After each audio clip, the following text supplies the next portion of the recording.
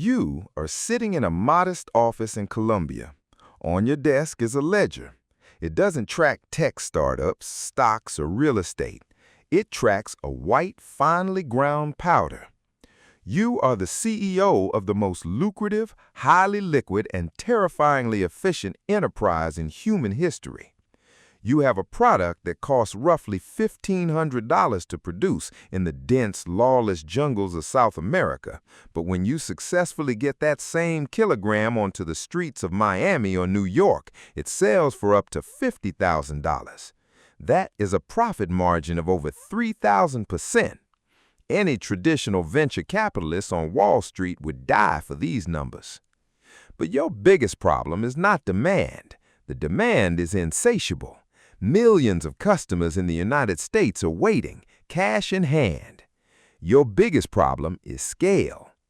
At the start, you smuggled product in the lining of suitcases, but a suitcase only holds 10, maybe 20 kilograms. That is pocket change. You need to move tons. And to do that, you cannot think like a street-level dealer.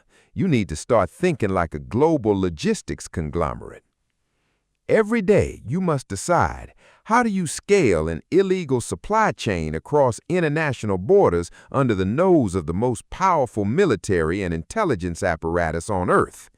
If you make the wrong decision, you don't just lose your market share, you lose your life. To build an empire of this scale, you need to master your raw materials. But you quickly realize that Colombia's soil isn't actually ideal for growing high-quality coca leaves. The best crops are in Peru and Bolivia. This means your supply chain is international from day one.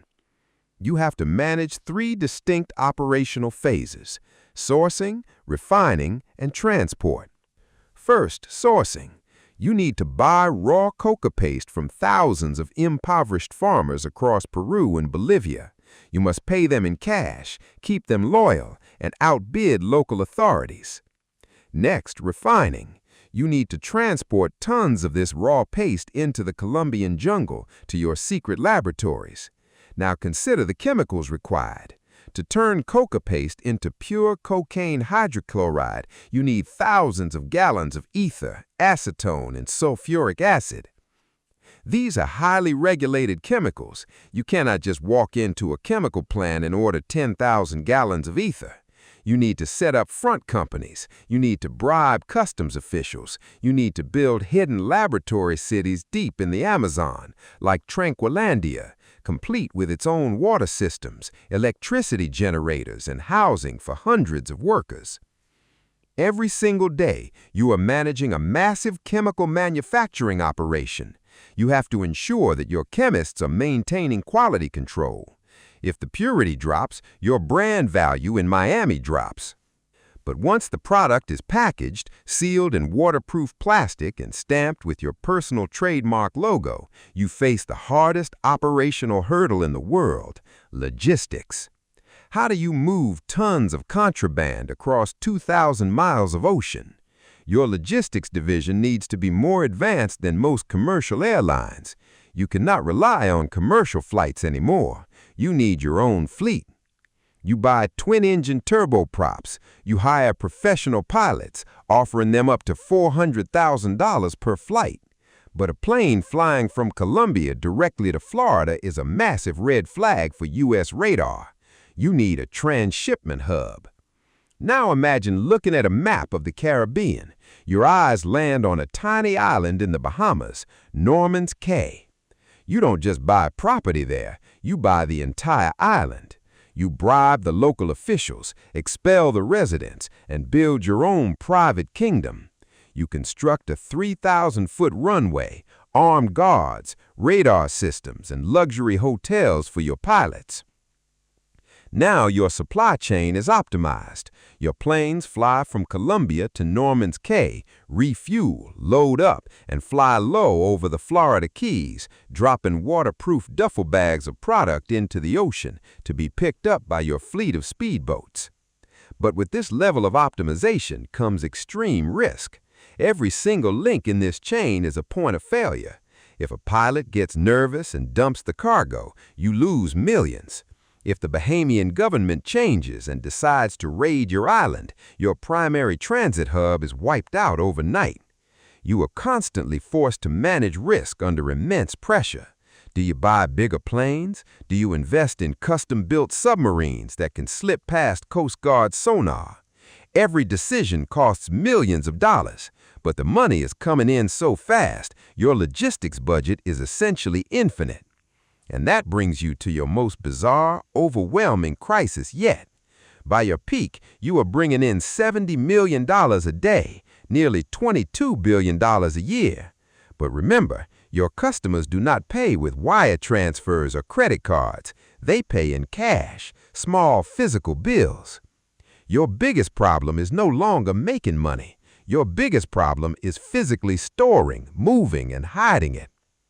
Now imagine trying to figure out what to do with 50 tons of paper money every single week.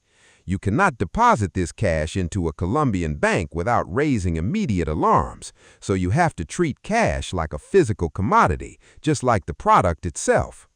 You have to rent warehouses just to stack pallets of paper bills. You buy run-down farming estates and bury millions in plastic bags underground. You hide cash inside the walls of safe houses across Medellín.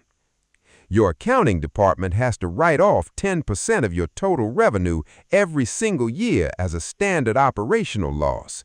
Why?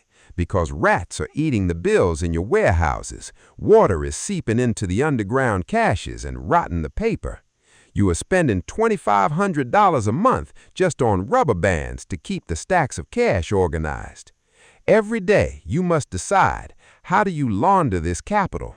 You buy taxi companies, construction firms, and import-export businesses. You buy vast tracts of Colombian farmland, building an empire of real estate. You buy soccer clubs. But no matter how fast you launder it, the mountain of cash keeps growing.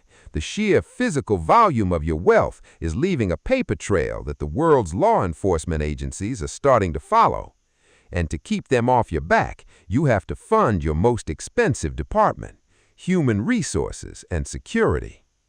You have thousands of people on your payroll. You employ farmers, chemists, pilots, mechanics, captains, lookouts, lawyers, and an army of young street soldiers, your sicarios.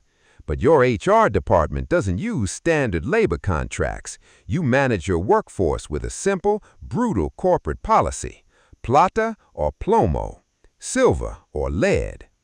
You need to ensure absolute loyalty. You do this by offering bribes that are impossible to refuse. If a police captain's monthly salary is $300 and you offer him $30,000 to look the other way for 1 hour, he has a decision to make. If he accepts, he gets the plata. If he refuses, he gets the plomo, a bullet. This is not just violence. It is a highly calculated, aggressive business strategy designed to neutralize your competition and regulatory threats.